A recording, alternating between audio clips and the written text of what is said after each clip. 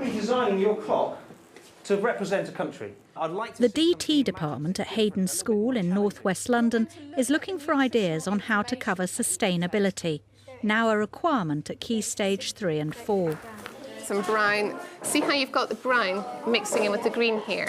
That looks really lovely. That's India. What's that? All the schemes of work have recently been changed for the Key Stage 3 strategy. And even more change is a daunting prospect. In the outside world, sustainability has become a key part of any design brief. Kirsty Groves is a working designer with experience of schools. Could she come up with some simple ways of getting it into lessons?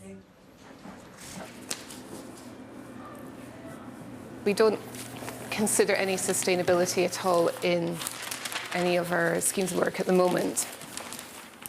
We were aware of the fact that we should be doing it, but unfortunately we hadn't really had the time to start working on it yet.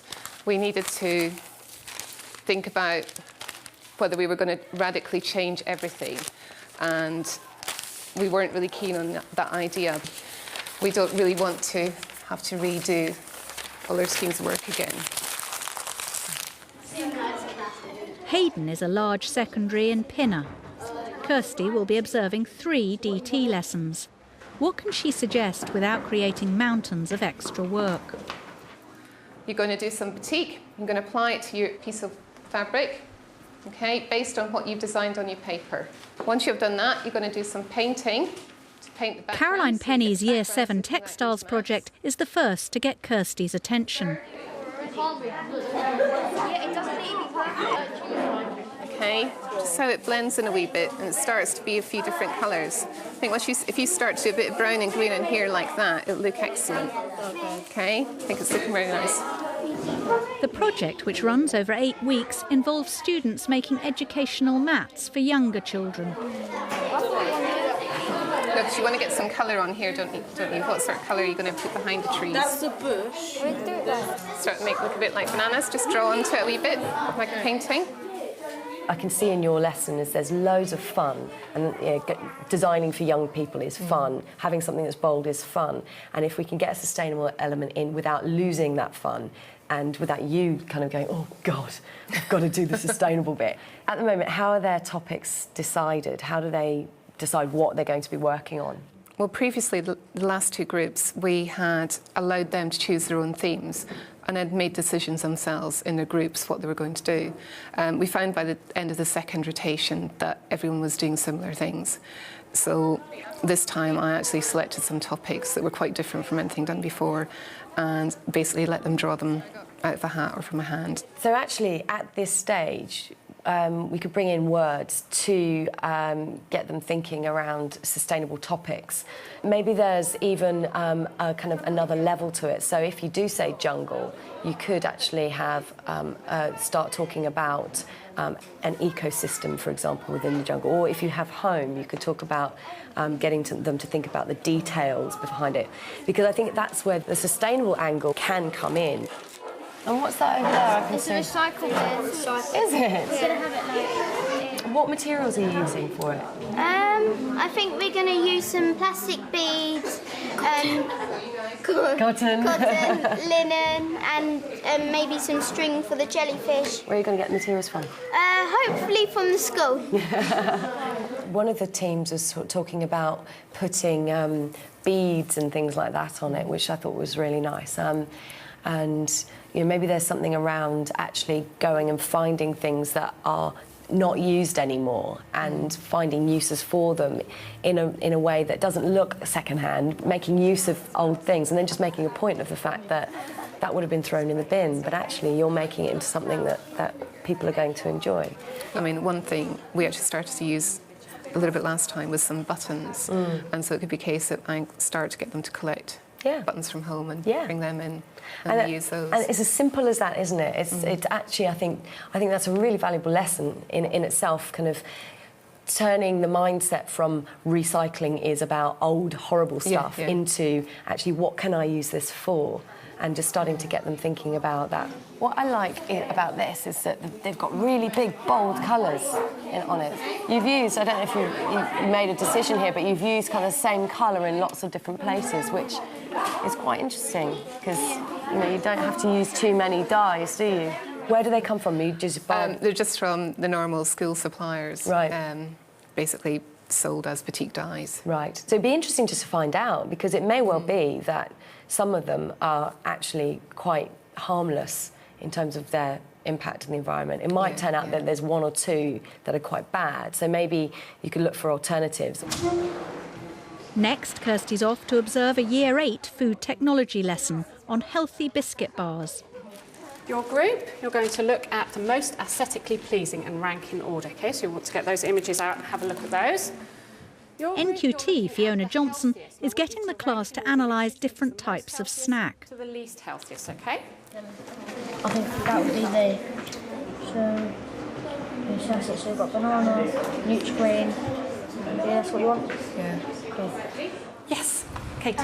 We decided that the burger would be the best function because it would fill you up most because it has the most ingredients in it. Who had ranking by the most healthy? Okay, Matthew? I'm the banana. Banana's the most healthy. So when you're designing, think of the different criteria that you are trying to fulfill. And quite often, it will turn out that for function, a burger really fills you up, but maybe it's not particularly the most healthiest. So there's different criteria pulling you in one way and another to what you're actually going to produce at the end of the day. So always think of... Kirsty suggests also looking at other criteria. ...fit for your target user. For example, there's innocent drinks, which is all about completely healthy smoothie drinks, but also they have a policy around recycling and the way that they actually do their packaging. There's also Ben & Jerry's, which is ice cream, which kids absolutely love. But Ben & Jerry's has a big scheme whereby they help kids in deprived areas to get jobs. So I'm just thinking the kind of the broader scheme of things to start bringing that thing at this stage. You're going to be blind testing some snacks, some biscuit bars. Next one. So this is D. So what's your first impression of the appearance, the texture, then the flavour? Okay, so is it sweet? Is it sticky? Is it doughy? Think of all those descriptive words. There's some other things around packaging. In the same way as you had the appeal in terms of taste, texture and appearance, you could possibly have something which is all around recycling of the packaging, and that could be your sustainability column. So it's just one added thing to just sow that seed so they can start to raise their awareness. Look at this. This is plastic and it's got lots of different colours on it, which is very difficult to recycle. This one is even worse because it's metal foil. And then on the outside, it's got it's kind of plastic as well on the outside, so that's even worse. But what would you do if you were to make something more recyclable in terms of the packaging? Don't have it all in separate packets. You know how you open this and they're all in different packets? You could just put them in one big one. Lovely, yeah, absolutely, because you've got less packaging now, haven't you? They were very aware of how they could make the packaging more sustainable in terms of recycling. So I think that's a really nice area that we could be looking at, and maybe maybe it's bringing other good examples of food packaging in as well. I think that's an excellent idea. I think that's something that we can maybe draw on from this lesson when we're looking at the legal requirements of labelling, to also bring in the ideas of looking after the environment and how we can do the packaging and change existing packaging to become more environmentally friendly as well. Finally, a Year 7 resistant materials lesson. The weight on this side is greater than the weight on that side, so it sinks like a set of scales. OK, in front of you are some examples of clocks that the previous rotation of Year 7s has designed and made. What I'd like to do for starters is to work out what countries these clocks have been designed to represent. That's the Hinduism. That's Australia. That'll be India. That's India. What's that? That's Australia. And it has to be a France. That's India. That could be France. Yeah, cheese. So we've chosen countries as a starting point or focus point for designing some clocks. And I quite like the country thing in the clock, because there was, especially when you get sort of a mix of pupils from different kind of ethnic backgrounds.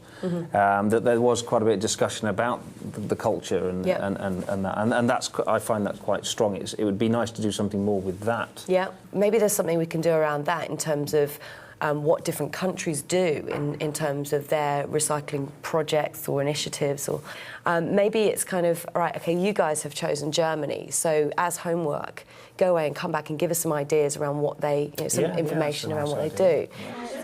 And what about the materials? Do you think, are they just the materials that you have available? Yeah, the materials are available. Yeah, because it's all made of acrylic, yeah. And do you know anything about acrylic? Have you done... Yeah, we started making key rings from acrylic. It snaps quite easily. Oh, does it? So you have to be very careful. Yeah. So why do you think we're using acrylic? Is that... It comes in lots of different colours. Yeah. And it's cheaper than like metal or... And it's quite easy to cut as well. You do have to kind of raise questions about some of the materials we use and some of the uses. Yeah.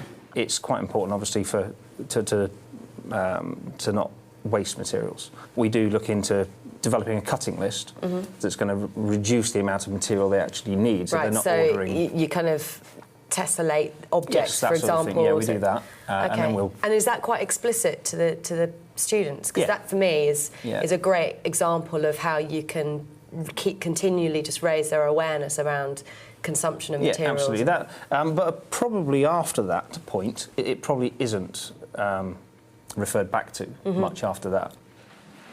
You're going to need to... I'm going to need a volunteer from each group to just very briefly present your favourite design, what you consider to be the best design and why.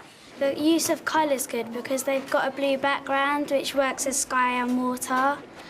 And then the taxi is the main bit of it, and it's bright yellow, so it really stands out. So when you were getting them to analyse a good design for clocks, I noticed that you'd used a lot around colour and shape and representative, whether it's representative, and then obviously it tells the time, quite important. But maybe also there's something there in terms of a good design has elements of reusability or recyclability, or something whereby we've considered the impact of producing the clock at the end of the day, and actually maybe find some other products that are very good eco-designs, and then what is it about them? So, for example, things that are easy to disassemble are really good, obviously, because when at the end of its life you can separate it up and then reuse or recycle. Many of Kirsty's suggestions involve small adjustments. And by the end of the day, it's clear that getting sustainability into lessons doesn't have to mean adding a massive workload. One of the interesting things is, rather than have to come up with a whole new project based on something that's very sustainable, very environmentally friendly, very eco-friendly, that we can actually pick up on their knowledge very quickly just by what you said in our lessons, because we've got projects that they're really interested in doing, and we want to keep the motivation up and their enthusiasm for design, but we don't want to lose it by suddenly having to bring in, you've got to design an eco-friendly house. Right, yeah, because it's not all about brown bread and sandals. I think that's, for me, is the important bit. It's not about making kids think that they've got to go completely the other way and become uncool. And it's actually more about making the cool stuff actually better for the environment, because then eventually that will become very cool. And then they're not thinking about, they're making those choices, but it's still really exciting and motivating. Yeah, I think that's really important.